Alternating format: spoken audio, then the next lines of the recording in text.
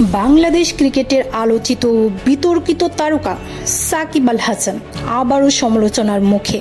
এবার যুক্তরাষ্ট্রে অবস্থানরত ছাত্রলীগ নেতাদের সঙ্গে সৌজন্য সাক্ষাৎ ও ছবি তোলায় নতুন করে বিতর্ক তৈরি হয়েছে। বৃহস্পতিবার 11 এপ্রিল বাংলাদেশ সময় সকাল 8টার কিছু পর যুক্তরাষ্ট্র ছাত্রলীগের নেতা স্বপ্নিল খান ফেসবুকে কয়েকটি ছবি প্রকাশ করেন। সেখানে দেখা যায় হাসি মুখে সাকিবের সঙ্গে আড্ডায় মেতে আছেন ছাত্রলীগের নেতারা। ছবির ক্যাপশনে তিনি লিখেন, যুক্তরাষ্ট্র ছাত্রলীগের সাথে বিশ্বসেরা অলরাউন্ডার সাকিব ভাই। উল্লেখ্য, ছাত্রলীগকে সন্ত্রাস বিরোধী আইনে নিষিদ্ধ সংগঠন হিসেবে বিবেচনা করা হয়। এই সংগঠনের নেতাকর্মীদের সঙ্গে সাকিবের এমন ঘনিষ্ঠতা দেশ বিদেশে ব্যাপক সমালোচনার জন্ম দিয়েছে। এদিকে সাকিব আল হাসানের বিরুদ্ধে দুর্নীতি দমন কমিশন দুদক একটি প্রাথমিক অনুসন্ধান শুরু করেছে। ফ্যাসিবাদী আওয়ামী লীগের ঘনিষ্ঠ এই সাবেক এমপি ও ক্রিকেটার বিভিন্ন দুর্নীতির অভিযোগে বর্তমানে দুদকের পর্যবেক্ষণে রয়েছেন।